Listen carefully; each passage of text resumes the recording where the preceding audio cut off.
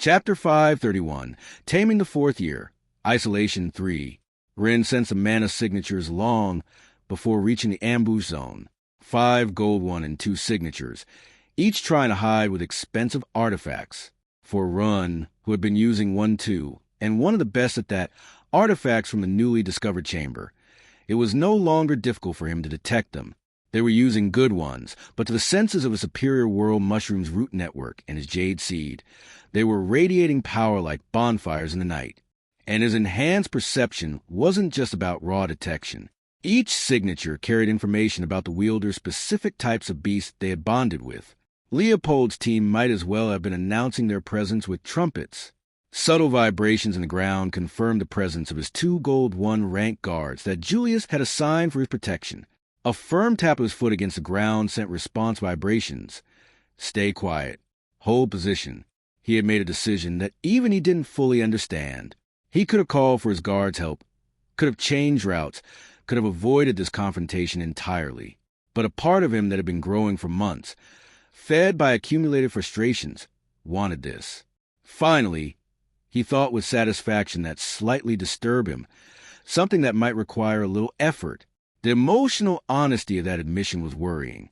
When had he become someone who looked forward to violence? The attackers moved with professionality. All had darkness, wind, or neutral beasts suited for silent attacks. A darkness spirit materialized directly in front of him, an undulating mass of shadows that pulsed with malevolence, shifting between solid and ethereal states. Simultaneously, a darkness serpent slithered from his shadow while seeking an optimal attack position.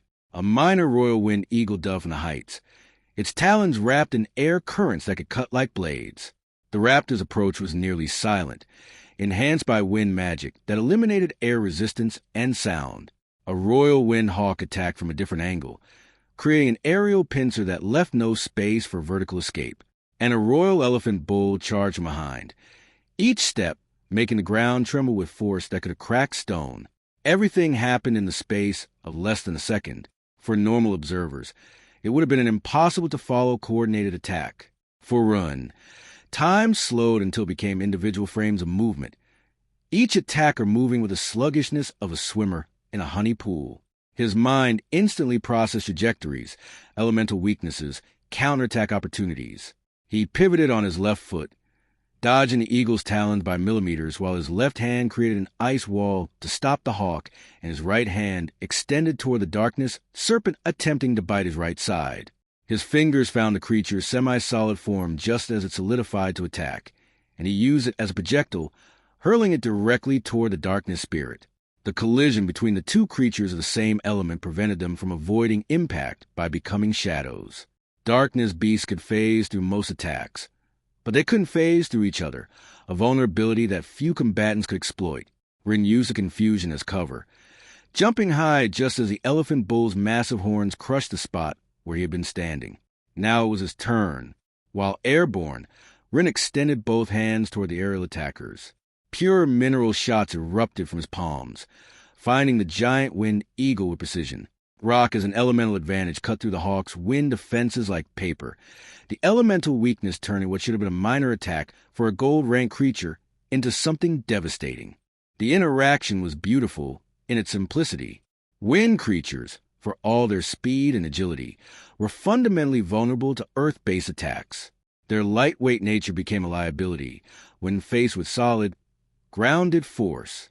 The hawk tried to change direction, but Run had anticipated the movement through his knowledge of their flight patterns. His left hand launched another projectile that cut through the air to where he knew it would be. Predicting beast behavior was one of his earliest abilities, refined over years of practice with his fungus's analytical capabilities. Every species had instinctive response patterns that became predictable once you understood their underlying logic. His shots found flesh and feathers, and the hawk fell in a dive with a cry that resonated throughout the forest. Rin landed in a position that would have made Lin smile proudly. Perfect balance, weight distributed for immediate mobility, arms positioned for defense or attack as needed. The training sessions with Lin had become muscle memory. The darkness creatures had recovered from their collision, but both showed considerable confusion. The spirit pulsed erratically, its form less defined than before. The serpent had become clumsier, clearly struggling to navigate the complex shadows of the forest. This is still too easy, Ren thought, and the naturalness with which that thought came troubled his fungus. He raised his right hand toward where he knew the serpent was trying to reposition. Light shots erupted from his fingers like bullets, each designed to explode on impact. The serpent tried to become ethereal to avoid damage, but the light fragments harmed it in both forms, physical and spiritual.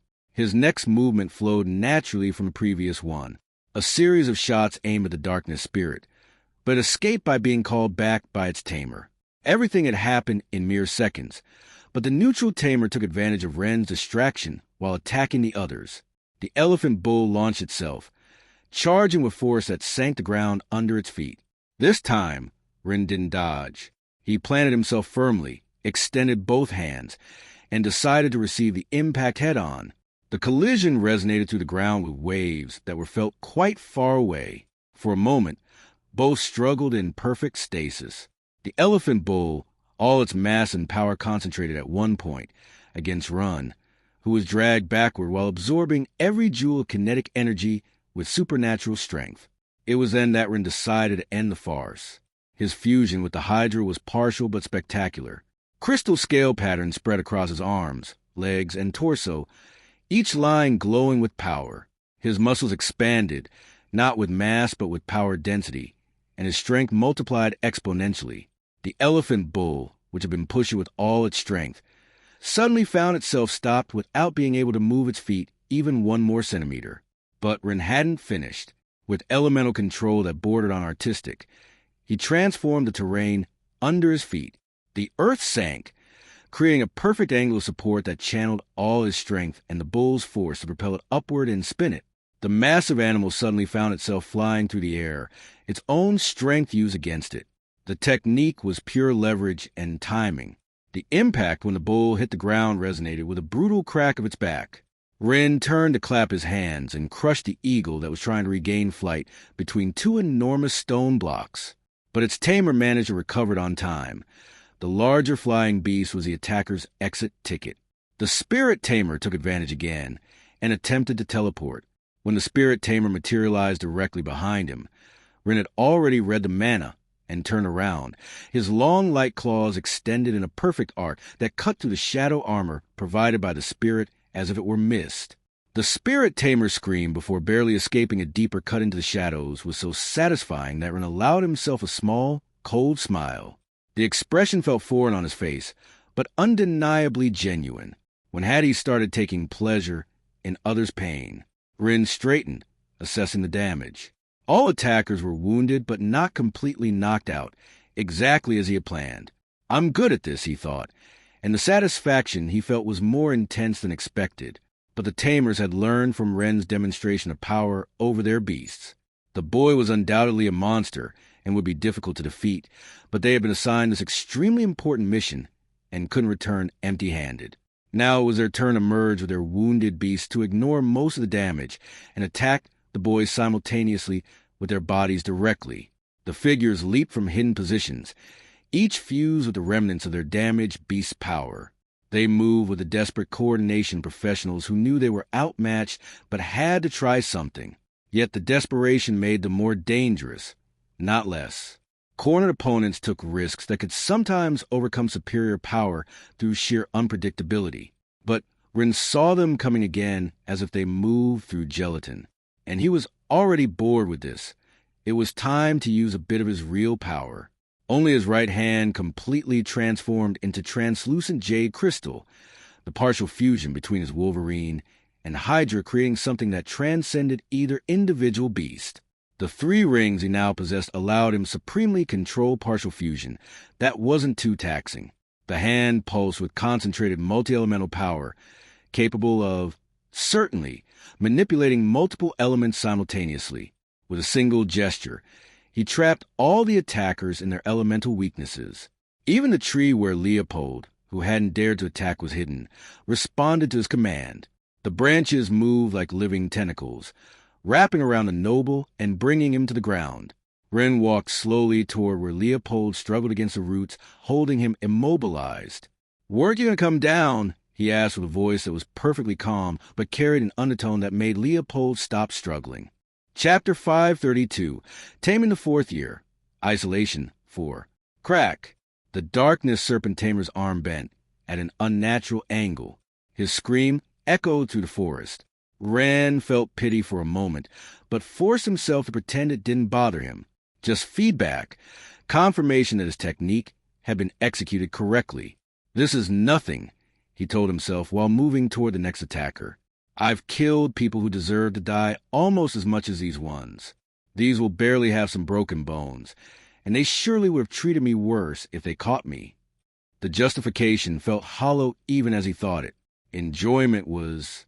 The spirit tamer tried to escape using his shadow jumps, but Ren simply grabbed him with his jade crystal hand, canceled the shadow control, and pulled. The sound of the shoulder dislocating was satisfyingly definitive. I must be strong to prevent more tragedies, stronger, he reflected, ignoring a desperate, weak cry from the first wind tamer. But I'm no longer the weak boy from before, right? I'm stronger than the vast majority. And the idiots who keep attacking me need to understand that. He continued. His punishment was brutal, a combination of strikes that Lin had taught him, but executed with force that turned submission techniques into something much more damaging. Ribs cracked under his fists. The tamers kept trying to flee, but the wood Ren controlled trapped them, holding them in place while Ren increasingly enjoyed the punishment. The feeling of being so strong is something great, he thought, and the smile that crossed his face would have alarmed anyone who knew him well. I should believe it more. I should accept that this power is mine now. Leopold tried to free himself, but the roots were too resistant. Please, Leopold managed to say through the pain, we can negotiate. Negotiate? Ren stood in front of him, a finger from his jade crystal hand positioning itself dangerously close to Leopold's throat. You brought 5 gold to attack me, surely to kidnap and torture me.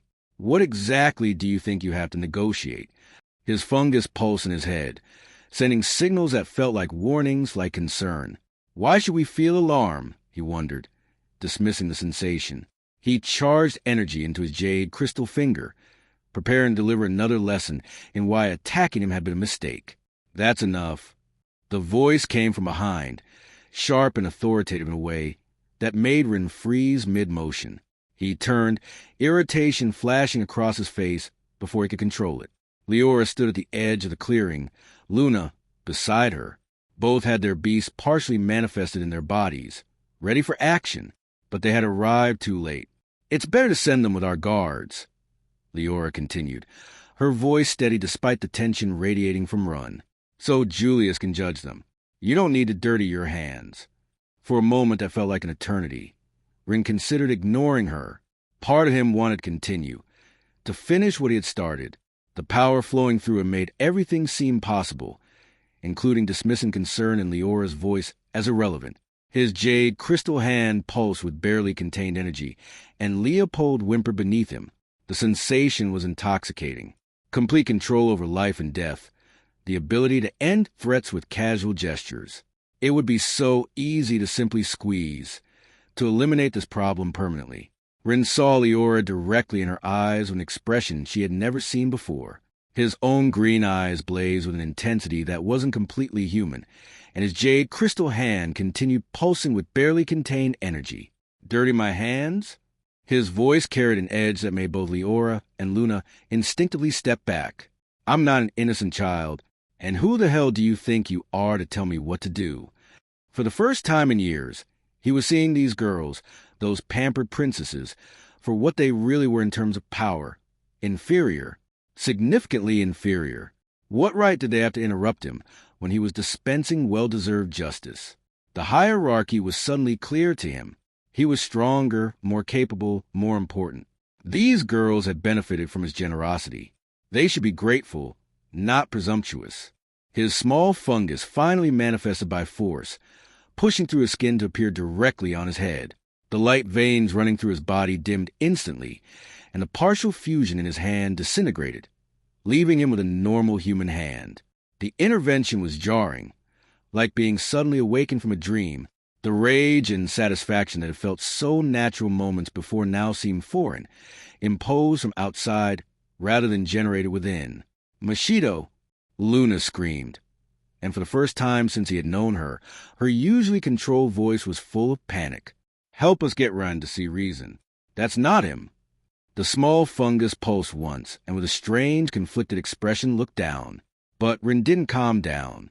Instead, annoyed by the interruption, he focused on something completely different. "That name is ridiculous," he yelled at Luna, his irritation finding an easier target than confronting what his fungus was doing without his consent, evidencing his still obvious lack of control over his main beast. "I don't like you using it. Besides, it's my beast, not yours to name as you want." Luna froze as if he had slapped her.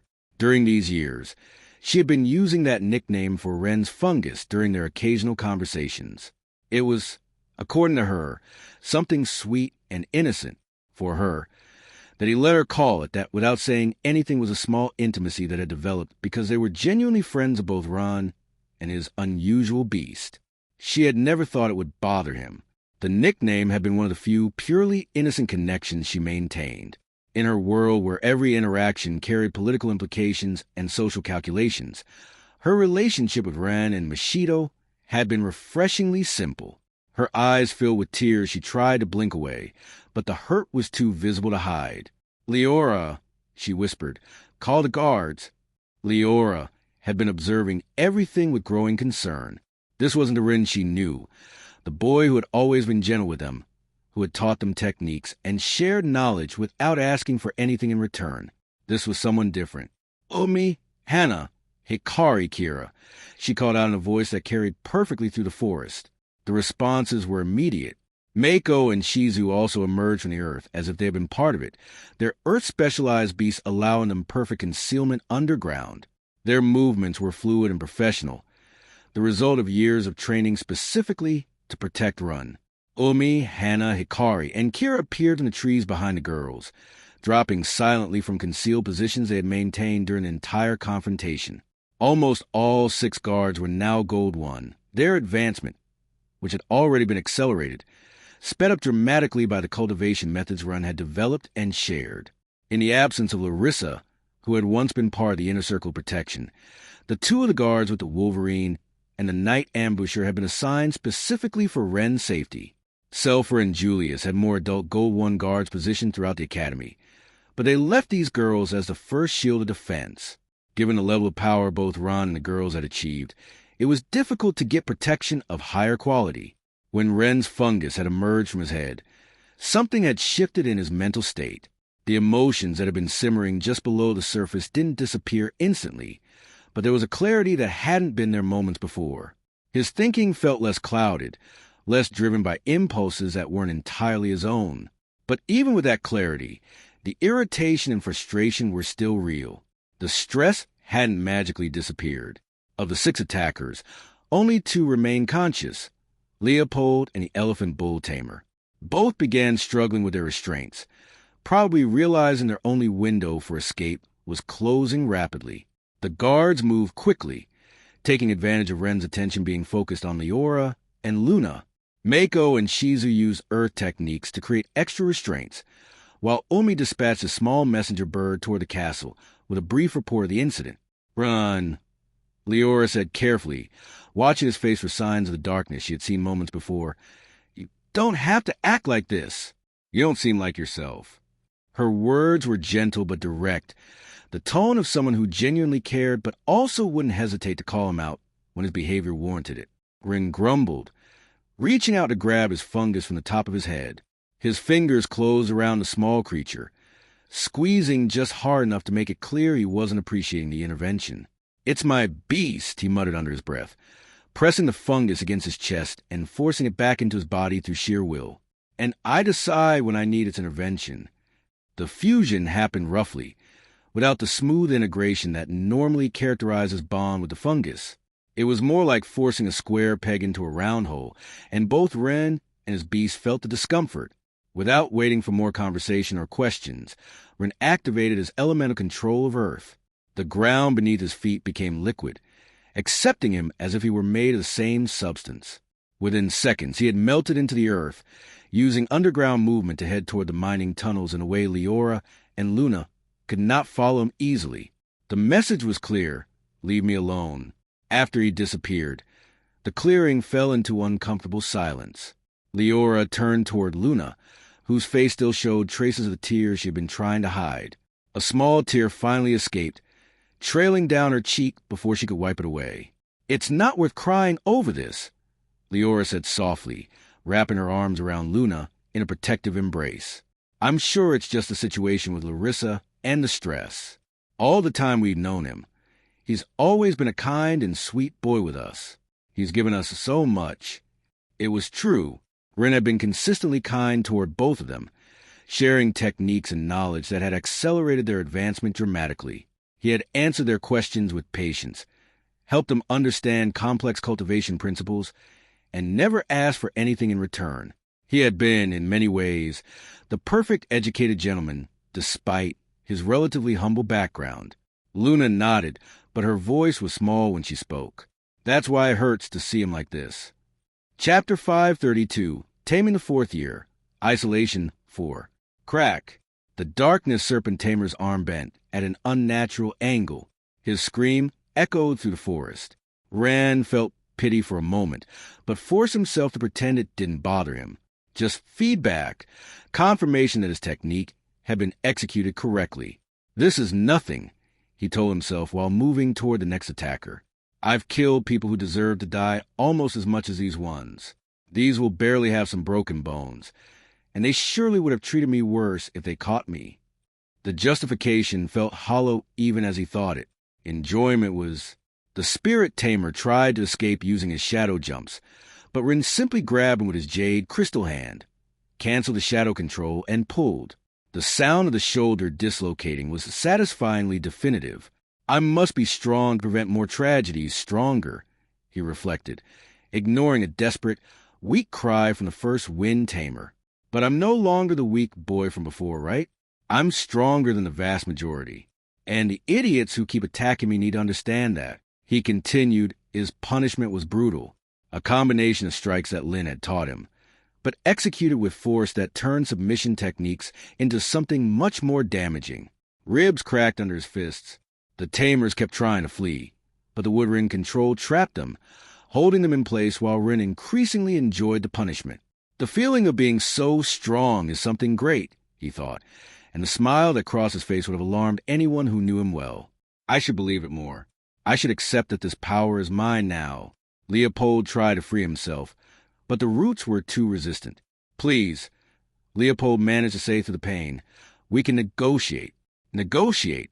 Rin stood in front of him, a finger from his jade crystal hand positioning itself dangerously close to Leopold's throat. "You brought 5 gold to attack me, surely to kidnap and torture me.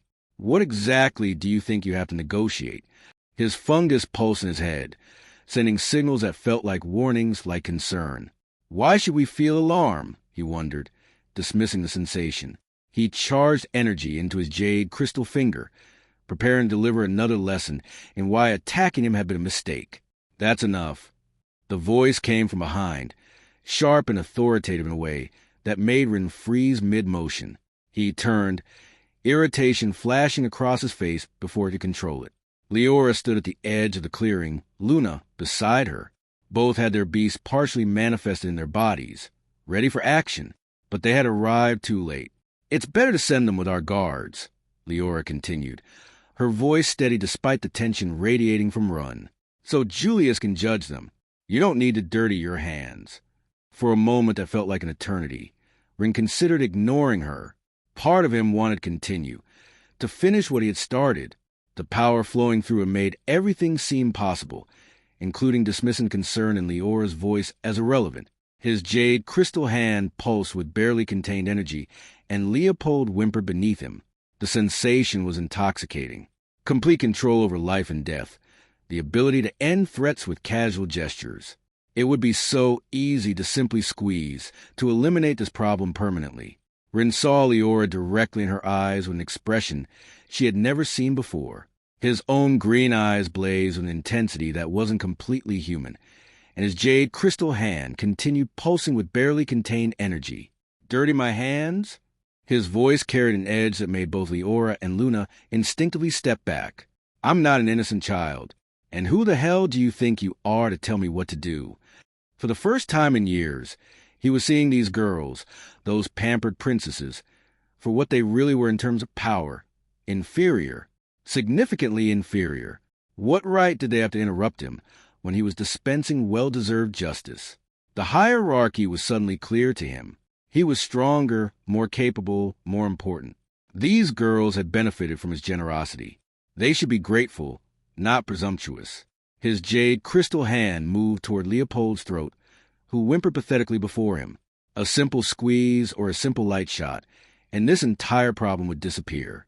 Leopold had planned to kidnap him, torture him for information. Why should he show mercy to someone who wouldn't have shown it to him? But at that critical moment, something impacted against his forehead from within. His small fungus finally manifested by force, pushing through his skin to appear directly on his head. The light veins running through his body dimmed instantly, and the partial fusion in his hand disintegrated, leaving him with a normal human hand. The intervention was jarring, like being suddenly awakened from a dream. The rage and satisfaction that had felt so natural moments before now seemed foreign, imposed from outside rather than generated within.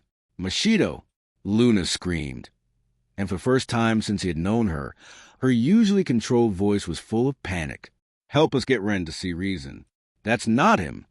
The small fungus pulsed once, and with a strained, conflicted expression looked down. But Ren didn't calm down. Instead, annoyed by the interruption, he focused on something completely different.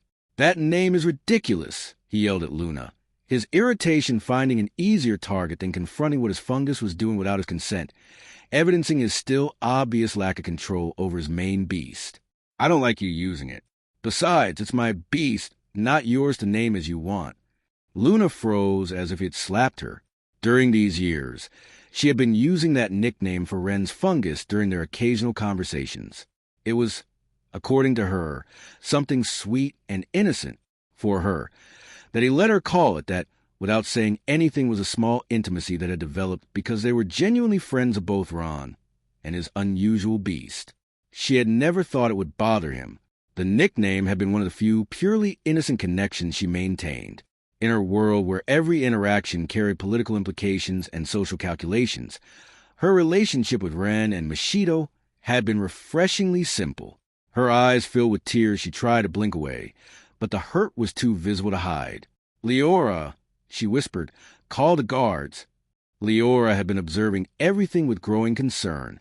This wasn't the Ren she knew, the boy who had always been gentle with them, who had taught them techniques and shared knowledge without asking for anything in return. This was someone different.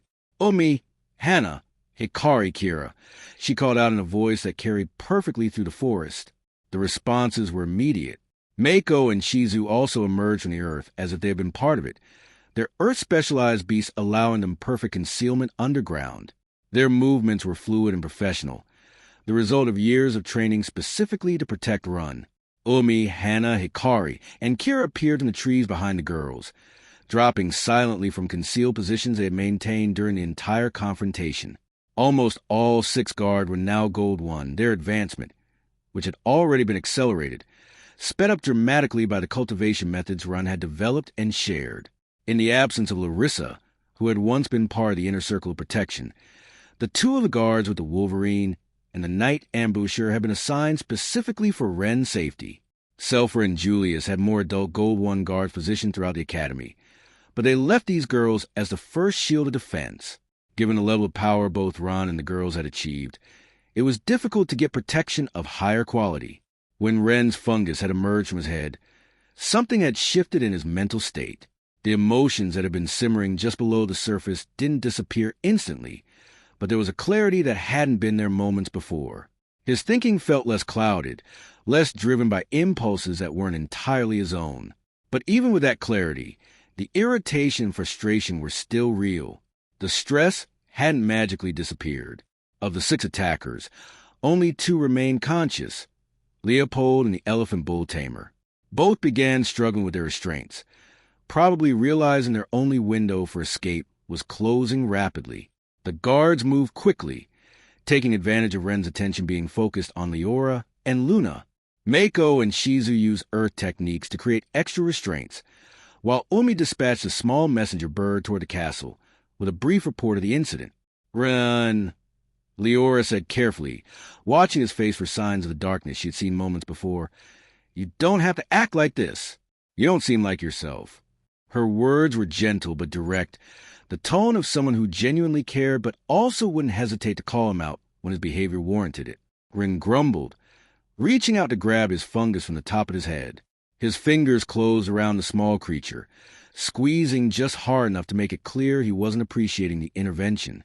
"It's my beast," he muttered under his breath, pressing the fungus against his chest and forcing it back into his body through sheer will. "And I decide when I need its intervention." The fusion happened roughly, without the smooth integration that normally characterizes bond with a fungus. It was more like forcing a square peg into a round hole, and both Rin and his beast felt the discomfort. Without waiting for more conversation or questions, Rin activated his elemental control of Earth. The ground beneath his feet became liquid, accepting him as if he were made of the same substance. Within seconds, he had melted into the earth, using underground movement to head toward the mining tunnels in a way Leora and Luna could not follow him easily. The message was clear: leave me alone. After he disappeared, the clearing fell into uncomfortable silence. Leora turned toward Luna, whose face still showed traces of tears she had been trying to hide. A small tear finally escaped, trailing down her cheek before she could wipe it away. "It's not worth crying over this," Leora said softly, wrapping her arms around Luna in a protective embrace. "I'm sure it's just the situation with Larissa and the stress. All the time we've known him, he's always been a kind and sweet boy with us. He's given us so much." It was true. Ren had been consistently kind toward both of them, sharing techniques and knowledge that had accelerated their advancement dramatically. He had answered their questions with patience, helped them understand complex cultivation principles, and never asked for anything in return. He had been, in many ways, the perfect educated gentleman, despite his relatively humble background. Luna nodded, but her voice was small when she spoke. "That's why it hurts to see him like this." Chapter 533, Taming the Fourth Year, Isolation 5. Rin remained agitated as he merged with the earth, moving through the soil as if it were water. But instead of heading toward the established routes that led to the safe tunnels, he decided to go directly downward, entering unregulated zones where the risks were greater. It made sense if he didn't want to be followed. While his two guards could track him, at least they never got too close unless he called them. He didn't want to be near people right now, so he wasn't going to follow the safe routes he himself had helped establish. The tunnels covered by living minerals that most students and miners now use were an innovation that had emerged after several Tamers developed living tunnels using Ren's published methods. The material covering the walls of these tunnels was mobile and resistant and formed effective barriers against deep assassins, the most dangerous creatures that inhabited the bronze-ranked mana density zones underground. These creatures had always been the problem for mass crystal prospecting. Before, it was specialized work only for people with a specific profile. It was considered difficult gathering work and wasn't well paid enough for most who could do it to practice it regularly. The work had been dangerous, requiring teams of experienced tamers who could coordinate complex strategies while extracting the not-so-valuable resources. Accident rates were high since the assassins are stealthy, and the specialized knowledge needed to survive in the depths was closely guarded by mining guilds. But with the security improvement, crystal acquisition had been revolutionized. There was already slight deflation in crystal values due to the enormous increase in quantity, but the consumable nature of crystals and the castle releasing the new ones gradually prevented purchasing power from falling too much. The new wealth was allowing more people to become higher-level tamers, democratizing power in ways that would have been unthinkable a decade ago. Villages that had never produced a silver-ranked tamer were now graduating multiple candidates each year. The rigid class structure that had defined their society for centuries was beginning to crack under the pressure of accessible advancement. But everything Run had helped create today seemed like just another annoyance to him. Digging alone away from those new yellowish tunnels made more sense. Besides, he planned to go much deeper than where the safe tunnels reached. At 200 meters depth, he began to sense the presence of larger worms. Their close presence indicated that the artifact he was using made them believe Rin was easy prey, so he decided to deactivate it to drive them away. The creature's behavior was predictable.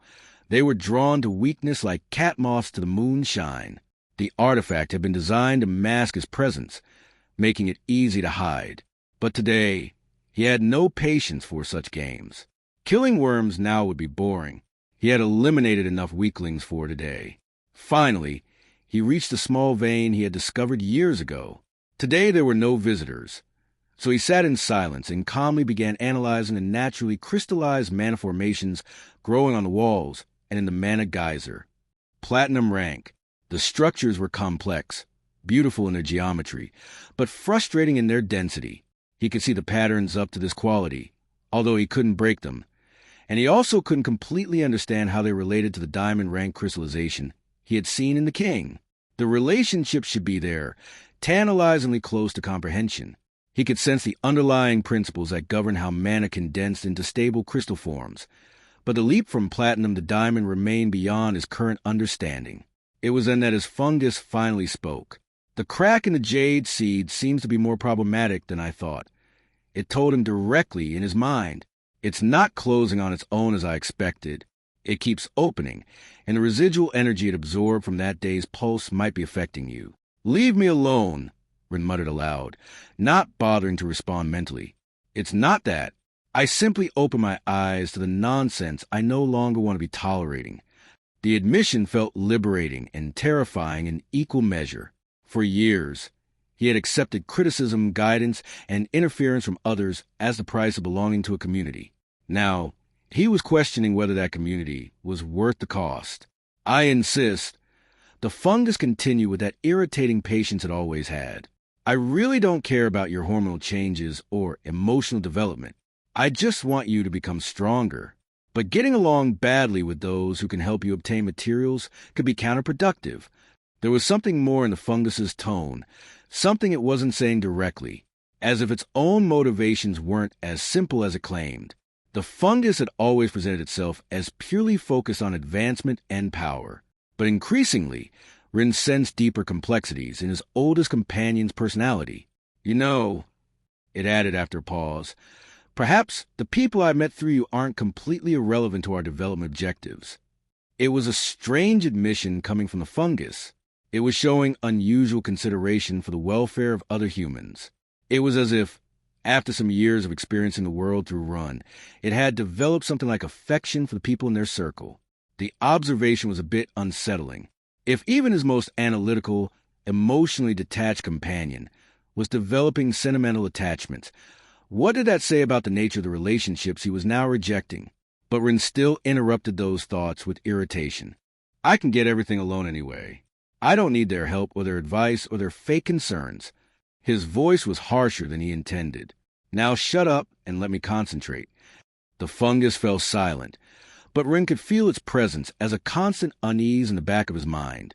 He looked back at the crystallized formations, trying to decipher their secrets. They were platinum rank, but he couldn't discover much about diamond rank from them. The structures in which mana settled didn't have linear increments or logical forms of progression in each rank. At least it was not discernible for his current mind. Each crystal formation seemed to follow its own internal logic, defying the systematic patterns he had learned to expect from lower-rank mana logic. The new complexity was beautiful but impenetrable. Frustration accumulated until he couldn't bear it anymore. "Damn it," he muttered, hitting the wall with his fist. The crystal suffered no damage but resonated with a musical sound, as if mocking his incomprehension. He stood abruptly and began walking deeper, exiting the vein cave, seeking access to the silver rank levels. Maybe there he could better understand the basic patterns, or at least check the mana increments again. After 300 meters, he knew that deep killers and living tunnels maintained constant survival battles. The greater killers could already destroy tunnel walls with more sophisticated techniques, while the tunnels had to constantly strengthen their structures and repair damage caused by those stronger predators. The ecosystem was always brutal. Predator and prey locked in an endless dance of adaptation and counter-adaptation, each side evolving new strategies to overcome the other's defenses. It was exactly the kind of dangerous zone where none of the weak new tunnel builders would dare to venture. "Are you to see how deep he can go again?" The fungus asked with a tone suggesting it already knew the answer. It's dangerous to go so deep again without support. Ren ignored it, but formulated an excuse anyway. I'm going to look at the differences in mana accumulation. At higher levels, you can better see how crystallized structures form and the increase toward the surface. The explanation was technically true, but incomplete. He was interested in the mana patterns, but that wasn't his primary motivation for venturing into dangerous depths. The fungus sighed mentally. It was a fake and strange sound coming from a creature that technically didn't breathe. You can't fool me when we share the same body, it told him gently. I can feel your real emotions. This isn't about research. It's about escape. The observation cut deeper than Ren wanted to admit. His fungus knew him better than he knew himself sometimes.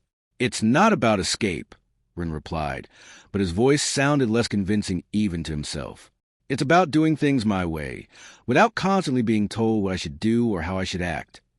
And if we find something dangerous down there, and you end up exhausted without being able to climb up, then we face it. Ren responded with more confidence than he felt. There's nothing more dangerous than me where I'm going. Do you think Julius will know what to do? Luna asked, glancing toward where the guards were securing the attackers. Julius has been dealing with a lot of stress as well. Leora replied thoughtfully. With everything that happened with his father the king, running the kingdom, try and manage all the political factions. Perhaps he understands better than anyone what Ren is going through. One of the female guards approached them carefully. Are you all right, ladies? Umi asked, her professional demeanor not quite hiding her concern. Did young Surin hurt you? Physically, everything is fine, Leora answered. But she didn't need to finish. The guards had seen enough of the confrontation to understand what had occurred. We will report everything to His Highness Julius. Mako said from where she was binding Leopold more securely. He will know how to handle this.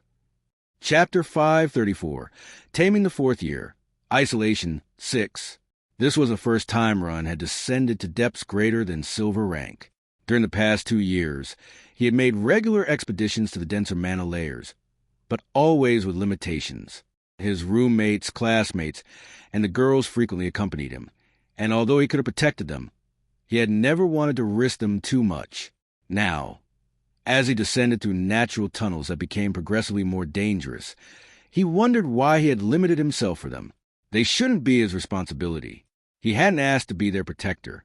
The thought felt liberating in a way that disturbed him. Because you care about them, the fungus whispered in his mind. When had concern for others become a burden rather than a motivation? When had he started seeing their limitations as chains holding him back rather than challenges to help them overcome? But Ren ignored the comment. He was still in high silver ranks. He had to advance further to reach where he wanted to go. The creatures that inhabited these depths could sense his approach long before seeing him. Most instinctively moved away, recognizing a superior threat.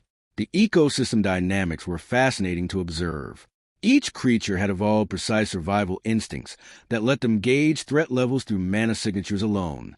The fact that so many were actively avoiding him spoke to how dramatically his power had grown.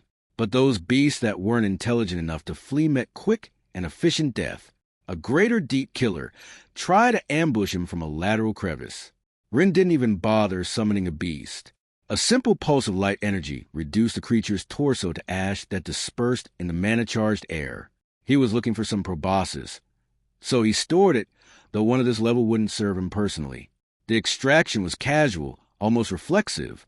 Where once he would have studied the creature's anatomy with scientific curiosity, now he saw only resources to be harvested. Some other common beast got his way and ended up the same. Each death filled him with cold satisfaction that he found increasingly natural.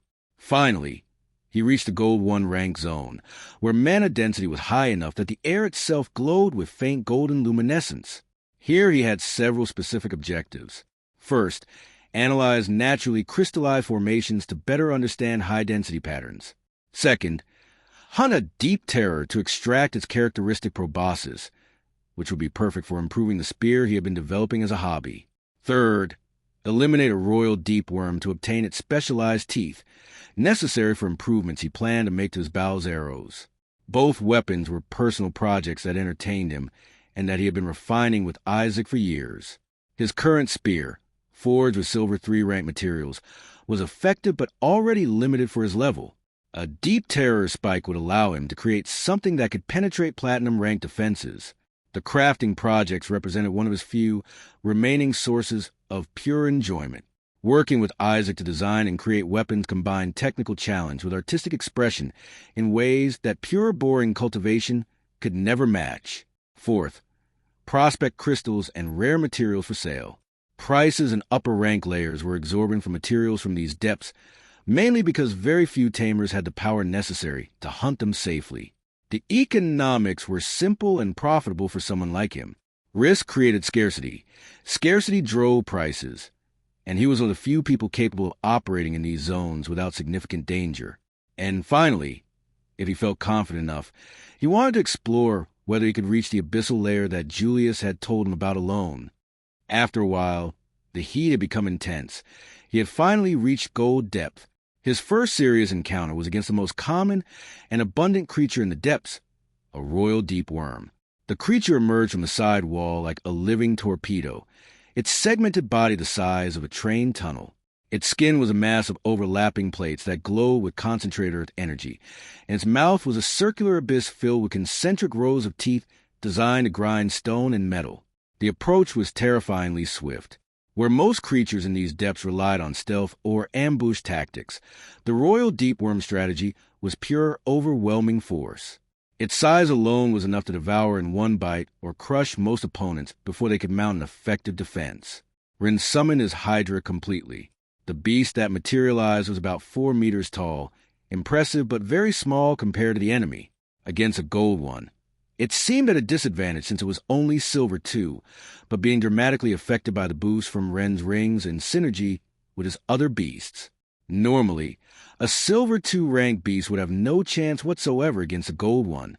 The power difference was about 5 times greater, too significant to overcome through technique alone. But Ren's Hydra operated under completely different parameters. It had that boost of almost 700%. The mathematics of beast combat were predictable. A Silver 1 Hydra was approximately 10 times more powerful than a Bronze 1. A Silver 2 was twice as powerful as a Silver 1, while a Silver 3 was 3 times more powerful than a Silver 1. A Gold 1 rank Hydra would normally be 10 times more powerful than a Silver 1. But Ren's Silver 2 Hydra, amplified by his rings and synergistic beast 7 times over, was effectively 14 times more powerful than that standard Silver 1. This made it 1.4 times more powerful than the rank of the deep worm he was facing. It wasn't an overwhelming advantage, but it was more than sufficient for a Hydra, the rarest but most dominant creature of the depths. Ren's beast wasn't as massive as a worm, but it compensated with superior strength, endurance, speed, agility, and elemental control that the worm couldn't match. The Hydra's advantages also went beyond raw statistics. Its combat intelligence was orders of magnitude higher than the worm's instinctive aggression. Where the worm relied on brute force and overwhelming size, the Hydra could adapt tactics mid-battle. It should be good entertainment. Chapter 535, Taming the Fourth Year, Isolation 7. The worm attacked with the desperate ferocity of a respected giant that suddenly found itself being hunted. Its mouth opened, revealing a tunnel of rotating teeth that could pulverize a tank. The sight was genuinely intimidating. The worm's maw was large enough to swallow his Hydra whole, and the grinding sound of its teeth created a weird mechanical roar that resonated through the stone around them. The Hydra responded with speed, dodging the danger zone and staying to the sides of the creature. Its jaws, with enormous teeth, wrapped around the worm's segmented body from multiple positions, using pure strength to tear away large sections. But Ren wasn't satisfied with a straightforward battle between beasts swimming through earth that he couldn't watch completely with his eyes. With a broad gesture of his arms, he expanded and hardened a large spherical chamber around the three-dimensional fight. The walls, ceiling, and floor solidified with mana until they became harder than bedrock, forming a perfect arena where the worm could no longer swim through the earth or escape. The terrain transformation completely changed the combat dynamics. The worm, accustomed to using its underground movement ability as its primary advantage, suddenly found itself limited to a two-dimensional space where all advantages were on the Hydra's side. By reshaping the battlefield to eliminate his opponent's strengths while emphasizing his own beast advantages, Ren had turned what might have been a longer, interesting fight into an inevitable victory. The battle became a demonstration of sad and impossible-to-counter superiority. The Hydra's crystal head began to glow to invoke light blades over its already enormous teeth to more easily destroy the worm's defensive plates. The Hydra's teeth, though smaller than the worm's initially, were now larger and specialized for the work. Also, instead of trying to destroy the defensive plates through pure brute force, they cut the exact separation lines and applied pressure until plates separated like puzzle pieces. The worm fought valiantly, or at least struggled hard, but it was still being dismantled piece by piece. Ren watched from an elevated position he had created for himself, his eyes glowing with cold satisfaction as his beast executed the hunt. This is what power feels like, he thought. This is what I'm really capable of with just one of my beasts when I don't have to worry about protecting others. The observation felt like a revelation. For so long, he had been constrained by the needs and limitations of those around him. Here, alone with his true capabilities unleashed, he could appreciate the full extent of his strength. The fungus in his mind remained silent. The battle ended when a Hydra finally gained access to the worm's vital organs. The crystal head penetrated through a particularly weakened joint that instantly paralyzed the creature's systems. The deep worm became motionless, its vital systems shutting down one by one, until only a massive carcass remained. Ren descended from his perch, genuinely pleased with the energy efficiency of the hunt. He drew his improved dagger, now with gold density thanks to improvements from Isaac, now a double Tamer. First, he extracted the core, a sphere the size of his fist that pulsed with concentrated earth energy. It wouldn't be valuable by itself, but it would be useful for egg crafting projects. The core support tissue extraction required careful precision. Damage to the mana system structure would reduce its effectiveness for future applications. So he took his time to remove it cleanly. Zhao's treatment had given him some insight on how to use it for some new projects. Then he began the meticulous process of extracting the teeth. Each one was the size of a dagger, curved and serrated in ways that made them perfect for penetrating. Carefully, he removed the best specimens, those without cracks or imperfections that could weaken the weapons he planned to create. The selection process was both art and science. Each tooth had to be evaluated for structural integrity, optimal curvature, and material density. Only the finest would be worth incorporating into his weapon designs. Finally, he began the process of converting the rest of the worm into useful resources. Before completely incinerating the carcass, he removed the best defensive plates. They were naturally enchanted with resistance properties and would have decent value in the specialized materials market. With controlled fire and wind, plus moisture absorption with water control, he dried the flesh until it was reduced to powder, highly concentrated vitality powder. It was a process he had perfected over years. The technique was different from using a mana and vitality sucker beast to do the job. This required precise elemental control to maintain optimal temperatures and moisture levels throughout the dehydration process. Too much heat would destroy the beneficial compounds. Too little would leave the meat vulnerable to decay. Everything was carefully stored in his Wolverine's dimensional stomach. His beast storage capacity was impressive, the best compared to some alternatives. And although Julius's Gold 1 Wolverine had 10 times more space than the Silver 1 Wolverine, Shadow Wolverines naturally had double the capacity of Earth Wolverines. Ren's wasn't a shadow type. It was even better, with double capacity of a standard Shadow Wolverine. But due to its relatively low rank, Julius's still had 2.5 times more available space. However, when Ren's Wolverine reached the same rank as Julius's, it would have 4 times more capacity. It was a significant advantage that would be worth it in the long run. For now, the available space was more than sufficient for his needs. He continued filling the storage with the best crystals he found while descending deeper, each specimen carefully evaluated and mentally cataloged. Ren allowed himself a smile while contemplating his growing collection. This expedition alone would provide him with enough resources to fund several weeks of advanced cultivation, and he had barely begun. There were more things to hunt in these depths, more treasures to claim. And for the first time in months, He felt completely in control of his own time. The fungus remained concerningly quiet, but Ren decided he could live with silence or disapproval. He stored the last crystal and continued his descent toward greater depths, where he hoped to find the greater deep terrors he needed to complete his weapon upgrades. The hunt was just beginning. Chapter 536, Taming the Fourth Year, Isolation 8. The ecology of the depths changed dramatically once creatures reached gold rank. It was like crossing an invisible line where all previous rules of the underground ecosystem were completely rewritten. The lesser deep terrors that Ren had been seeking still behaved in some ways like the deep killers they evolved from: aggressive, territorial, dependent on quick ambushes and paralyzing surprise attacks. But when they reached gold, their strategy evolved towards something much more sophisticated and passive. They no longer had the natural evolutionary advantage of being fast predators with superior abilities. Deep worms had become much faster and more resistant with thicker layers, and their enormous vitality, thanks to their massive size, didn't allow them to be easily paralyzed. Living tunnels had developed a completely opposite, more passive strategy. Instead of constantly working with worms, they now lived alone, encysting themselves in enormous crystal chambers to passively absorb mana from the environment in their huge spheres that terrors could very rarely find and penetrate. The addition of other monsters that control broader deep zones like shadow mimics and two-headed hydras that could compete with them head-on made active hunting even riskier. This ecosystem evolution had forced deep terrors to also remain still and become highly specialized opportunistic hunters. Ren knew, thanks to his knowledge, about their new strategy, but seeing it in person was something completely different.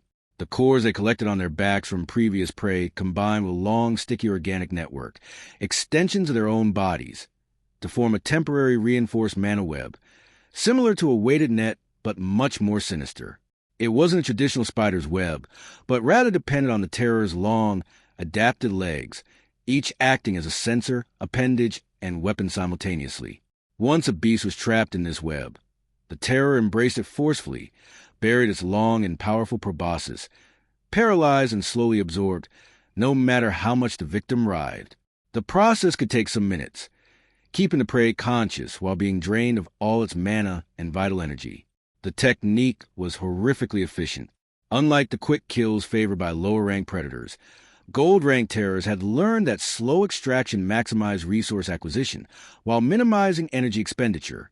The enormous size of gold terrors, their extreme territoriality over their core collections, and their new, less aggressive but more efficient strategy had ultimately resulted in a much smaller population of the species in this more competitive layer. From being abundant hunters, they had become solitary creatures that claimed vast territories and core collections, defending them to the death. Ren advanced to the Gold 1 layers, finding abundant evidence of this new predatory hierarchy. He eliminated some deep worms, each falling to his hydra's superior combination of power, speed, and technique. The crystals accumulated in his Wolverine's dimensional storage, along with teeth, defensive plates, cores, and other valuable materials. Each victory reinforced his growing confidence. The creatures that had once seemed powerful now felt manageable, even routine. The systematic nature of resource extraction was also becoming almost meditative. He discovered a giant royal living tunnel cyst, a crystalline structure the size of a 3-story building that pulsed with life. Breaking the outer shell required concentration, but the creature and its home represented expensive cultivation materials, self-repairing gold-rank living crystals, and materials similar to those from worms, but a bit more resistant. His most impressive encounter in Gold 1 was with a wild two-headed hydra he had found sleeping in a natural crystal chamber. The creature trusted its natural diamond defenses so much that it had completely lowered its guard, allowing Ren to get close enough for a surprise attack. The partial fusion he used on himself to eliminate it was so brief that it barely cost him energy. His jade crystal hand became a long sword of mineral that pierced through the defensive scales, as if they were paper, finding the neural connection point between the two heads. A clean cut, and the Hydra collapsed without even fully awakening. The diamond plates were an acquisition that brought him nostalgia, though their high value no longer seemed as impressive to him. The casual nature of the kill was almost disturbing. The Hydra's reputation as a fearsome predator meant nothing to him now.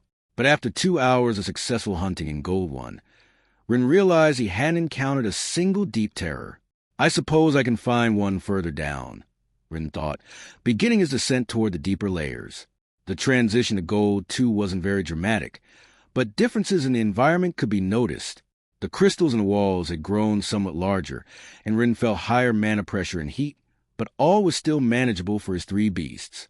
His adaptation to extreme environments was progressing faster than he had anticipated, and finally, Rin sensed what he had been looking for: a deep terror's web. It was subtle, almost imperceptible, but his enhanced perception could detect the mana patterns extending through a sizable area. The web's nodes were cores from previously hunted beasts, each pulsing with residual energy that created a hypnotic sound for creatures highly sensitive to vibrations. Rin smiled with cold anticipation. Finally, he positioned himself carefully, using his earth control to move through the walls and appear directly behind the creature. Position was critical. Deep terrors were vulnerable from behind, where their web and powerful proboscis couldn't reach. The terror he found was approximately the size of a small house, but its form was utterly disturbing. Dozens of long, hairy, articulated legs extended from a compact central body. Its proboscis extended from the front of its body like a living spear, capable of piercing 2-meter-thick armor and draining a victim's vital energy in a matter of minutes. The creature's appearance defied easy description. It was as if someone had taken the worst aspects of multiple creepy species and combined them into a single nightmare entity. This time, Rin knew his Hydra alone wouldn't be sufficient. The terror's mana density was approximately twice as strong as the deep worm he had eliminated earlier, and its superior intelligence made it a much more dangerous opponent. He summoned both his Hydra and Wolverine simultaneously. The two beasts materialized on either side of him. Together, they should be comparable in power to the terror, but the battle would depend on strategy as much as brute force.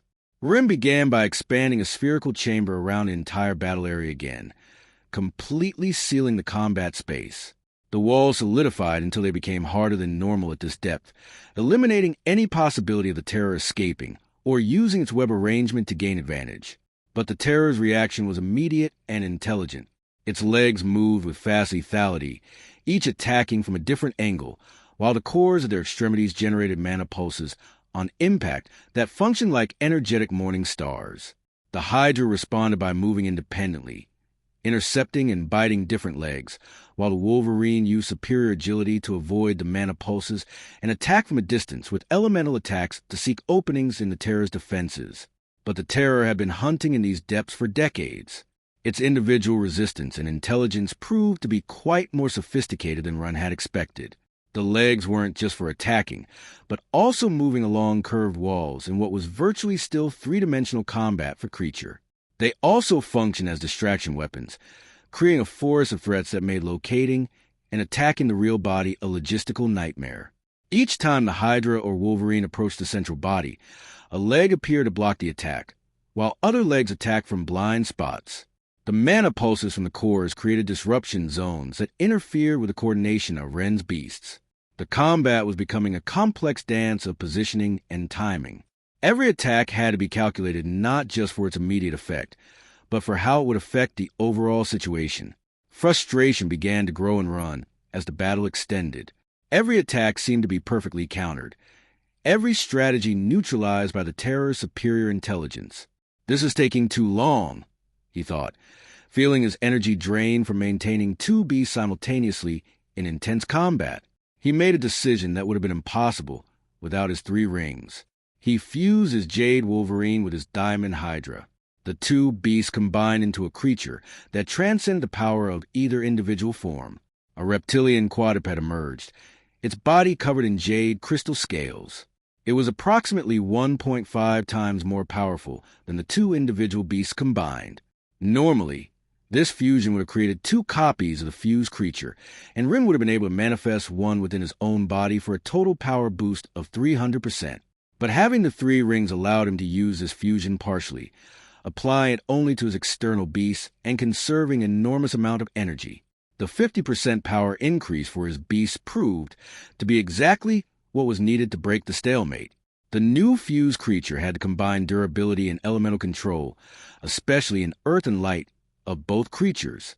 It began systematically destroying the terror's legs, using superior speed and power to overwhelm the creature's defenses. The cores that had functioned as morning stars were crushed or separated from their host limbs, eliminating both weapons and sensors. The terror fought valiantly, but like the worm earlier, its anatomy worked against it in close combat. Its powerful proboscis could only attack from the front, which was why it had developed a web strategy and specialized legs. Without those advantages, it was exposed on its flanks and back. Ren's fused beast exploited this weakness ruthlessly. With most legs destroyed and its mobility severely compromised, the terror made a desperate final attack. Its proboscis extended toward Ren himself, trying to bypass the beast and attack the Tamer directly. Ren caught the proboscis with his bare hand, having manifested a bit more of the partial fusion in time. The contact sent shockwaves of raw energy through both combatants, but Ren had been annoyed by the surprise. His 3 rings flared with power, and his system overcharged. Then the boy responded by channeling and redirecting the energy back into the terror. The feedback loop destroyed the terror system in seconds.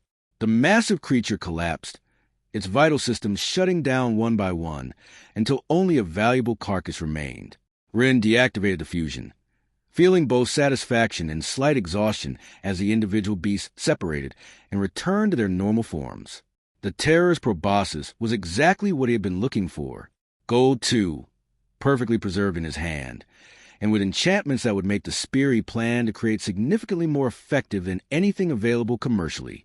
Though maybe a gold 3 wouldn't be impossible, he thought while examining his prize. I'm already here, and if I can handle a gold 2 this well. After contemplating for several minutes, Ren made a decision that his fungus clearly disapproved of. He would carefully store the proboscis, collect any other valuable materials from the terror's carcass, and continue descending. Gold 3 awaited. The fungus remained silent, but Ren could feel its growing concern as a constant pressure in the back of his consciousness. Chapter 537, Taming the 4th Year, Isolation 9. The Gold 3 layer was different from anything Ren had experienced before. It wasn't just that the creatures were stronger. It was that their strength varied in unpredictable and dangerous ways. Gold 3 represented the transition toward platinum, and many of the beasts that inhabited these depths were in different stages of mana accumulation. Big accumulation. A Gold 3 creature needed to store just over triple its common mana to ascend to the next level, which meant encountering one of those creatures almost ready to evolve was usually very dangerous. Most tamers who needed to traverse this layer did so with extreme stealth, hiding and passing unnoticed to avoid unnecessary confrontations. It wasn't a matter of weakness.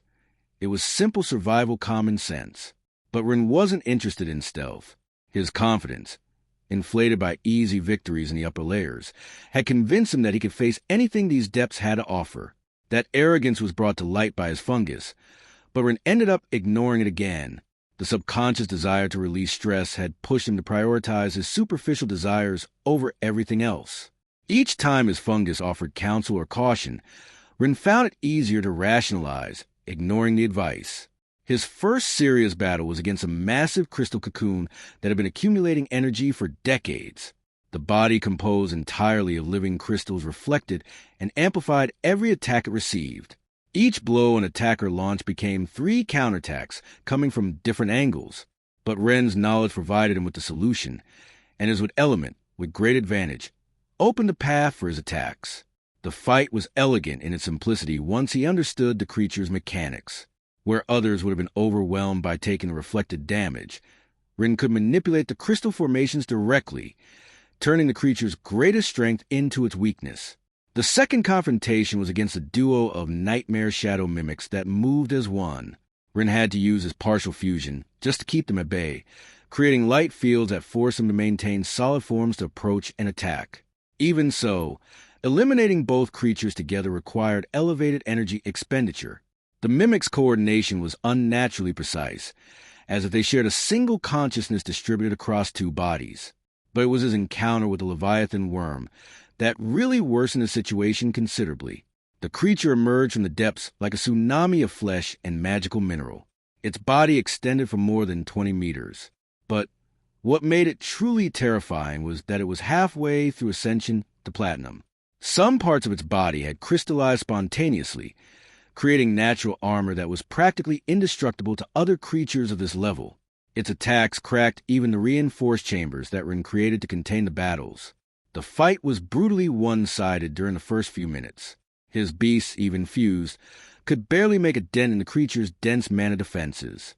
It was only when Ren realized that the ascension and crystallization process, which he'd been studying so closely lately, had made certain segments of Leviathan's body unstable that he could find a winning strategy. By attacking with a rhythm that initiated a dangerous feedback, specifically targeting zones where mana was in transition, the technique required perfect timing and understanding of how mana behaved during the transitions. And it was dangerous not just for the target, but for anyone in the vicinity when the feedback reached critical levels. The result that reminded him of the explosion of his first minor worm was spectacular and in a certain way also horrible. Entire sections of the Leviathan exploded from within as its own accumulated mana turned against it. The creature died with a roar of agony, its cry resonating through the underground tunnels. Ren had won, but the cost had been high. His energy reserves were quite low, and both his Hydra and Wolverine showed signs of exhaustion. "We should return," his fungus warned him. "We've pushed too far. You can try to obtain another proboscis and reach the corruption level on another occasion." "One more battle," Ren murmured, observing the depth that extended further below. "I just want to get a gold 3 proboscis, since we're already here." His desires continued to be the top priority. And there was a greater deep terror that had been hunting in these depths for years, maybe decades. It was twice as large compared to the Gold 2 terror he had eliminated earlier, but Ren was determined. This would be his ultimate test, the demonstration that he had truly surpassed the limitations of common tamers. The battle began badly and worsened rapidly. The greater terror wasn't just stronger than the previous one Ren had faced. It was more intelligent. It had survived in the most dangerous depths of the underground world by developing strategies that bordered on tactical genius. Its web wasn't simply for detecting prey. It was a complete control system. It could manipulate illusions with its spheres through mana impulses that made attacks miss by critical centimeters. The terror's legs moved so fast in an attack cadence that required Ren to use all his perception capacity and process 30 simultaneous threats, each with unique timing and trajectory. The complexity was overwhelming. Each leg movement created ripple effects that changed the positioning of other limbs. After a few minutes of intense combat, Ren realized he was losing and exhausting the last of what he had. His Hydra and Wolverine had deep wounds. "We need maximum fusion," he told himself. All or nothing. Maximum fusion was something that tripled his power. It combined not only his beast's boosts at 150%, but also himself, synergizing a total of 300%, creating a form that completely transcended individual capabilities. But the cost was immediate and severe. Ren felt large chunks of his remaining energy drain to fuel the transformation. Every cell in his body contributed energy to the transformation, leaving him feeling hollow even as his capabilities soared. The battle changed instantly. Now Ren's team and his fused beast dodged the terror's counteroffensives with movements that seemed to violate the laws of physics. The terror's legs, which had seemed impossible to follow moments before, began to look slow under triple perception. The cores and legs were ripped away, eliminating both weapons and sensors from the terror's possibilities. But energy would run out soon even at this rate. He needed a precise attack. Ren feared damaging the proboscis with a powerful light ray, but time was pressing. He only had a fraction of a second to prepare his final shot.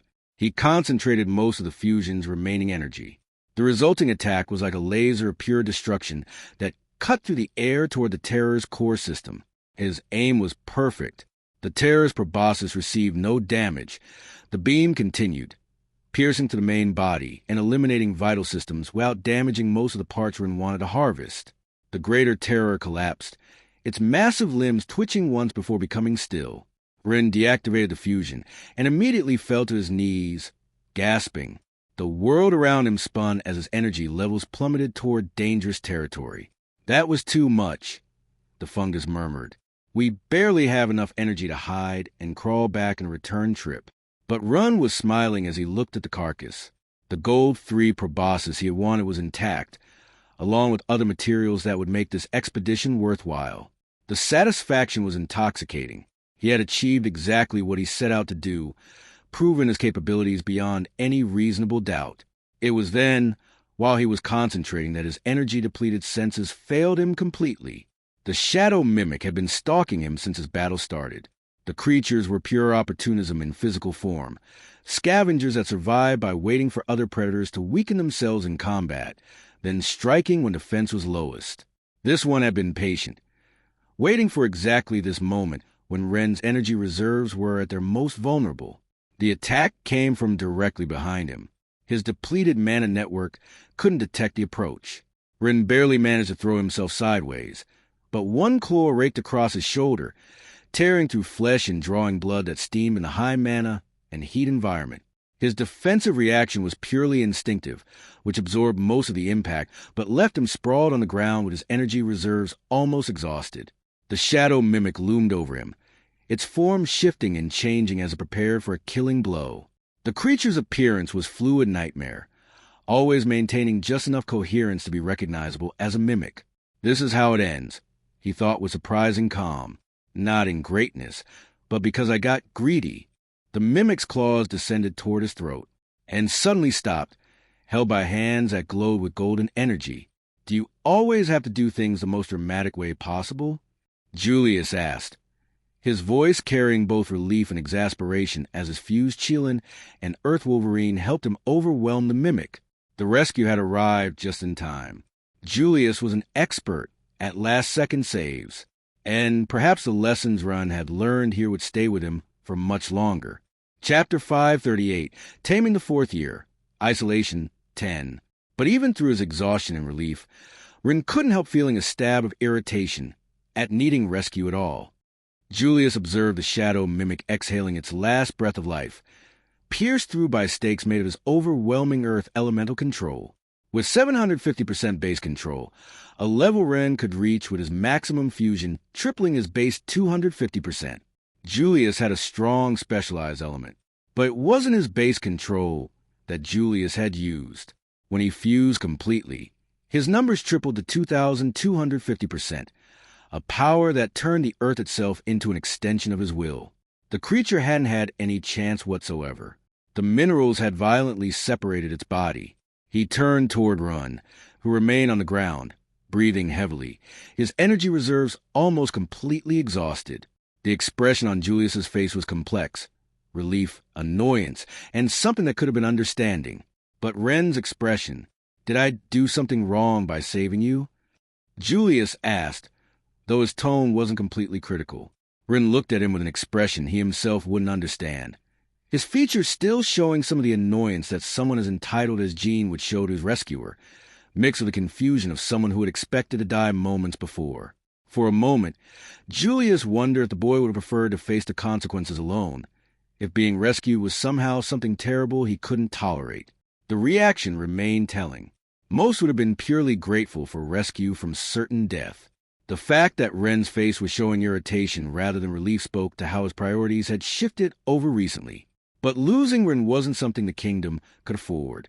And beyond his real value, Julius had come to see the boy as something more. It remained complicated, but after everything they'd been through together, after seeing how Ren had helped save not only the kingdom, but also the loss would have been personal. Thank you, Ren finally murmured after shaking his head, accepting the hand Julius extended to help him stand. Julius knew he needed to handle this carefully. Ren was clearly in a fragile mental state, having acted so differently from his normal behavior, and confronting him directly by scolding him for taking foolish risks would probably only result in more resistance. Instead, he decided to ask with as much delicacy as possible. He had received the message, spoken with the girls, and while descending quickly had also heard the Leviathan worm's roar and followed the path of battles that Ren had left, so he knew more or less what the situation was. Can I ask why you decided to push yourself so far? Alone, bringing down everything you found in this territory that would even give me problems. Julius knew that in his specific element he had more power than Ren, but he wasn't even close to having the same level of flexibility when taking into account the 7 different elements, or the general increases as high as the boy possessed. Julius's physical strength reached 1,350% in his complete fusion. Ren's reached 2,100%. And although Ren's body, still too young, would put them in a similar range of physical capability, beasts weren't affected by their tamer's age. That's why Julius didn't speak to him like a child, but as an equal. It was a conscious decision, also designed to soften Ren's reluctance to dialogue. The diplomatic approach was calculated. Julius had learned through years of political negotiation that people always responded better when they felt respected rather than patronized, especially people with significant power of their own. Ren considered the question for several moments, his gaze lost in the depths that extended beyond. "I wanted to reach the abyssal layer," he said finally, "to analyze the corruption crystals. But I accept that I fought too much on the way." It was a more honest admission than Julius had expected. He decided to feed Ren's ego a little to keep him talking. "It makes sense," Julius nodded thoughtfully. "Even I passed through this layer hidden, avoiding unnecessary confrontations. Eliminating everything you see left and right is, well, exactly the kind of thing I see you just experience." Ren seemed to relax slightly at the validation. "Though," Julius continued, "if your goal is to analyze abyssal crystallization, I can accompany you since we're so close already. I have almost all my energy because I followed your now deserted of life path, so it should be safe. And frankly, after what just happened, I prefer not to leave you come back alone down here later." The offer surprised Ren. Julius rarely had time to personally involve himself in expeditions or stuff that wasn't strictly necessary for kingdom affairs. "Why?" Ren asked suspiciously. "Because," Julius sighed, "I can see you're still very focused on what happened with my father. And honestly, I think understanding crystallization better could help you. Help us and other people." The weight of those words wasn't lost on Ren. Julius was also talking about Larissa too, though he didn't say it explicitly. As they began to descend toward even deeper layers, Julius couldn't help thinking about the conversation he had had with Leora before coming to find Ren. The girl had been worried, describing a change in Ren that went beyond simple stress. She had mentioned the new way he had treated his attackers, the way he treated Luna, and the coldness he had shown. And then there was a letter he had received, more detailed reports from the girl guards about the incident with Leopold and the other nobles. Ren had handled the situation without killing anyone, yes, but in a way that suggested levels of violence that were concerning. Julius thought about his sister, about the conversations they had had about Ren during the years after their father's death. Larissa had built walls of fame and maturity around herself that seemed impenetrable, but Julius knew that inside, she was struggling as much as anyone. Dragarian had wanted Ren and Larissa to be allies. Ren had been explicit about his final instructions when Julius had asked about the last mental communications. Perhaps their father had seen something in the relationship between them that Julius was only beginning to understand. The dying wish of a king carried weight beyond normal requests. Maybe it was time to cross some lines he had drawn, to bridge gaps that had grown wider in the 2 years since his father's death, just as his father had done, though perhaps unintentionally, building a larger and stronger bridge between Yino and Yano. When they finally reached the heart of the abyssal zone, both stopped. Ren was almost in shock. They were surrounded by thousands of crystallized monsters. It was like walking into a gallery of overlapping sculptures, except that each sculpture had once been a living creature. Beasts that had roamed these depths, all frozen at the exact moment when the crystallization wave had swept through the underground network. Weird creatures that didn't have names, all preserved in perfect detail, their final moments captured for eternity. "Too many," Ren murmured. Julius had seen this before, but he couldn't help feeling the same way. He never got used to the scope of what had happened here. The scale of transformation was humbling in ways that were difficult to articulate. Thousands upon thousands of creatures, all ended in a single moment. It was a reminder of how quickly everything could change with magic on a world scale. As they advanced through the forest of crystallized monsters, Julius decided it was time for a conversation he had been avoiding for perhaps too long. "Run," he said, his voice carrying more weight than usual. "There's something I think you..." Chapter 539, Taming the Fourth Year. Discovery The words hung in the air between them, carrying the weight of 2 years of silence. Julius could see Ren getting tense at his sister's name. Ren looked up from where he had been examining the crystalline structures, his attention now completely focused on Julius. She hasn't gone once to see the statue in the 2 years. The statement confused Ron. His eyes widened, and Julius could see the reaction playing across his features. "What do you mean?" Ren asked quietly. "Exactly what I said. I go regularly to keep the place monitored, to look at the rings on the door, the rings on our king's hand, make sure no one can remove them." Julius gestured vaguely toward where he knew his father's crystallized form waited. "Though my concern has proven unnecessary. My old man and the corruption made sure to leave ridiculously hard crystals. Removing the relics from there is impossible for anyone right now." The casual reference to his father carried layers of emotion. Julius had learned to speak a Dragarian with matter-of-fact acceptance, but the slight tension in his voice suggested the wound was still fresh beneath the exterior. Julius stopped, realizing he was rambling to avoid the real point of the conversation. "But getting back to the point," he continued, meeting Ren's eyes directly. "I understand her. I myself feel great sadness every time I see the statue, and surely she would feel something similar seeing you too." Ren's face was unreadable, but Julius could sense the internal struggle happening behind his eyes. "Because of Larissa's way of being," Julius continued carefully. "Many might think she's very mature, brilliant, always in control. But in reality, she's also just a child. Most of that is an act, a character like the ones we all create to survive in the world around us." Julius paused, choosing his words even more carefully. "Underneath all that, she's just a dedicated girl with too many responsibilities who pretends to be tough to defend herself in the unpleasant world of us nobles. But in reality, she's just afraid of being seen crying, of having the facade of power fall, and our world devouring her." The observation carried the weight of personal experience. Ren's breathing had become slightly irregular, his hands clenching and unclenching as he processed this information. "Maybe that's why she's a bit afraid of you," Julius said gently. "Though, if I tell you the truth, her private tutor says she knows you too well, even though she's never seen you." "How could that be?" The answer lay in the obsessive attention to secondhand information that characterized someone trying to stay connected while maintaining distance. Julius took a deep breath before continuing with the most important part. "Even though she's afraid, even though she won't accept it openly, I think she misses you. Leora and Luna visit her often, and according to what they've told me, she always ends up discreetly and roundabout asking what they do on expeditions with you just to know more about you, how you are, what you've been doing, if you've mentioned her at all." Julius met Ren's eyes directly. "Just don't tell her I told you this, okay? She'd surely kill me if she knew I was gossiping about her insecurities."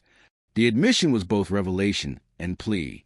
Julius was crossing boundaries he had maintained for 2 years, risking his sister's trust to bridge a gap that was hurting everyone involved. Throughout this information dump, Ren had strangely relaxed while also examining the crystallized statues of monsters surrounding them, maybe as a soft form of escapism. It was a ridiculous quantity, thousands upon thousands of creatures, all frozen at the same moment. All were exactly like those in the chamber where the final battle had occurred, and despite being frozen, all had identical mana signatures to the other monsters in that chamber. Even the king had a mana mark, though different, but while Julius spoke, and now that he was less worried, Ren realized something crucial. The changes in mana he had been sensing, the fluctuations that had been concerning him for months, weren't coming from here. The crystallized creatures were stable, their mana signatures consistent and unchanged. Whatever was causing the disruptions he had been detecting, it wasn't related to these frozen monsters. If the mana disturbances weren't coming from the known source of corruption, then something else. And then he began to sense a strange signal. It was subtle, almost imperceptible, but definitely different. Something that pulsed with a rhythm that didn't match anything here. Ren's face changed as the realization hit him. His expression had shifted from confusion and pain about the situation with Larissa, then to recognition, understanding, and something that might have been hope. But now, "Julius," he said quietly, his voice carrying intensity that made the prince immediately alert. "I think there's something else here." Something that reminds me of corruption, but isn't crystallized. Julius looked around at the thousands of frozen creatures surrounding them, then back at Run. What do you mean? Julius initially interpreted the statement as a tactic to avoid the conversation about Larissa. The timing was too convenient, right after revealing such personal information. Run. Julius sighed. I understand that your situation with Larissa is a lot to process, but you don't need to change the subject. We can talk about this, and I already knew that. Rin replied with a slightly pedantic tone that made Julius raise an eyebrow. Well, I didn't know the specific details, but I had my suspicions. But what I'm telling you now is completely different. There's something alive here, something that's moving. Julius rolled his eyes, but as he observed Ren's expression more carefully, he realized the boy wasn't lying. There was tension in his shoulders, a way his eyes moved systematically across the area that suggested he was genuinely detecting something. The atmosphere around them changed subtly. What had been a simple exploration of crystallized ruins began to feel different, more silent, more watchful. The thousands of creature statues surrounding them, which moments before it seemed simply tragic trophies of corruption, now seemed like silent observers. It was then that a hunter bug emerged from the earth. It was small, no larger than a 5-year-old child, with a dark shell that had kept it perfectly camouflaged against the rocky ground. It moved with the rapid, erratic movements typical of a creature being hunted, zigzagging between crystallized statues as if trying to find refuge. Julius remained motionless, but not because of the beetle. His mind was processing broader implications. Run, he said slowly. In your research during recent months, have you perceived an increase in low-level creatures in the upper layers? Rin frowned, considering the question. No, he admitted after a moment. Actually, now that you mention it, his expression changed. I understand what you're asking.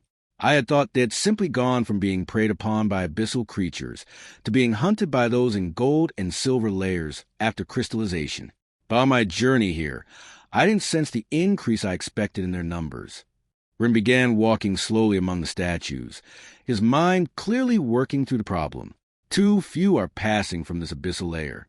There should be many more now that they have free passage upward, while the main number of predators here to keep them contained. The logic was sound. The crystallization eventually created a power vacuum, allowing smaller creatures to flourish and migrate upward. The fact that this wasn't happening suggested something else was maintaining the population control that the crystallized predators could no longer provide. The hunter beetle disappeared behind a statue, but the sound of its movement continued, suggesting it found some type of tunnel or crack upward. Julius, Rin stopped abruptly, I need you to hide your presence. Completely. Chapter 540, Taming the Fourth Year, Discovery 2. There was something in Ren's tone that didn't admit arguments. Julius immediately activated his concealment artifact, feeling his mana presence suppressed to barely detectable levels. Ren did the same, and suddenly both became practically invisible to most forms of magical detection. The effect was rapid. Within minutes, more small beasts began passing near them, no longer avoiding their enormous power signature. Hunter beetles, lesser worms, and small mimic insects moving through the ground. All low-level creatures. But they weren't alone. Something was following them. It was subtle at first, barely perceptible even with both their enhanced senses. A disturbance in mana patterns, a pressure moving through the area like an invisible underwater current. Could there be beasts capable of hiding their mana presence? The small creatures moved in patterns that weren't entirely random. There was direction in their movement, a purpose suggesting they were being directed or influenced by something larger. Do you feel it? Ren whispered, his voice barely audible. Julius nodded tensely. What he was sensing wasn't exactly hostile toward them, but it didn't feel benevolent either. Another hunter bug emerged directly a few meters from their feet, so close that Julius had to make a conscious effort not to react. The creature moved with clear panic, its movements becoming more erratic as something invisible approached. They waited. The predator emerged from behind one of the largest statues, and Julius felt his blood turn cold. It was a creature Ren had described before, but seeing it in person was completely different. Approximately the size of any silver-ranked beast, but with anatomy that defied easy categorization. along with parts from various types of beasts, all amalgamated into a combination that should have been impossible but somehow worked. A chimera. The creature was a living violation of natural law. Multiple heads that shouldn't function together, limbs that belonged to different species, organs visible through translucent skin that pulsed with fast rhythms. Julius reacted instinctively, using his earth control to create a cage of dense minerals around the creature before it could escape. The chimera writhed and struggled against its confines, but the prison walls seemed too dense for the abomination's power level to escape. "It's almost the same form," Rin murmured, approaching cautiously toward the trapped creature. "The same species I faced that day when I fell into the hole with Han." The chimera looked at it with eyes that showed an intelligence that was unsettling. It wasn't the blank stare of an animal driven by instinct. There was recognition there. But then it began doing something with its long antennae that made both of them tense. A sound that wasn't exactly vocalization, not exactly telepathy, but something between both. It was as if it were sending a signal, a call that resonated not through the air, but through the underground mana network. "It's calling others," Julius realized with growing alarm. Rin nodded grimly. "And from the way the energies are changing, I think many are responding to it." The mana signatures they had been detecting, subtle and dispersed, suddenly became more focused, more numerous, as if hundreds, perhaps thousands of creatures were converging on their location. "Julius," Rin said quietly, "I think we found why low-level creatures aren't migrating upward." Julius looked at the trapped chimera, then at the growing mana signatures approaching from all directions. They're not migrating, he realized, because something else is already claiming territory down here. The chimera's call intensified, and in response, the world around them began to change. In the darkness between them, shapes began to move. Julius wasted no time. With a gesture, he crushed the trapped chimera using earth pressure. The sound of the exoskeleton breaking resonated among the crystallized statues.